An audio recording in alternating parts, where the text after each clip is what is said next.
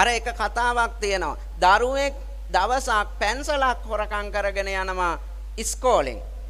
ඉස්කෝලෙන් ගෙනිච්චට පස්සේ අම්මා දැක්ක පැන්සල සද්ද නැතුව හිටියා. දෙවැනි දවසේ ඊට වැඩිය දෙයක් හොරකම් කරගෙන යනවා. පාට පෙට්ටි, මකන, පෑම්, පැන්සල්, පොත්පත් මේවා හොරකම් කරගෙන යනවා. අම්මා සද්ද නැතුව ඉන්නවා. අවවාද කරන්නේ අම්මා දකින්න. දැකලා අන්තිමට මේකා ලොකු වෙලා ගෙවල් බිඳින්න මංකොල්ල කන්න ඉදිරිපත් වෙලා මේකා හිරේට යනවා. හිරේට ගියාට පස්සේ මේ කරලා තියෙන අපරාධ මිනි මර හොරකම් කරපුවා හේතු කොටගෙන තීන්දුව කරනවා මරණ දඬුවම. අන්තිම මොහොතේ කැමැත්ත අහනවා. මැරෙන්න යන ඕනි එකෙක්ගෙන් අන්තිම මොහොතේ කැමැත්ත අහනවා. කැමැත්තට කියනවා මට අම්මා බලන්න ඕනි කියලා.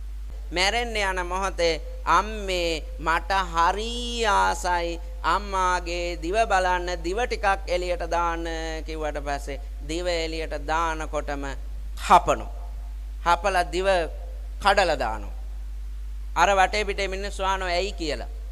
එදා මේ අම්මා මේ දිව පාවිච්චි කරලා, මේ කට පාවිච්චි කරලා මම මකනේ පැන්සල හොරකම් කරද්දි එපා ඕක හොරකමක් කියලා කිව්වනම් මං අද මැරෙන්නේ නැහැ. මිනිමරුවෙක් මංකොල්ලකාරයෙක් බවට පත් වෙන්නෙත් නැහැ කියන. ඕන්න දෙමාපියන්ට උරුම වෙන්නේ අන්තිමට.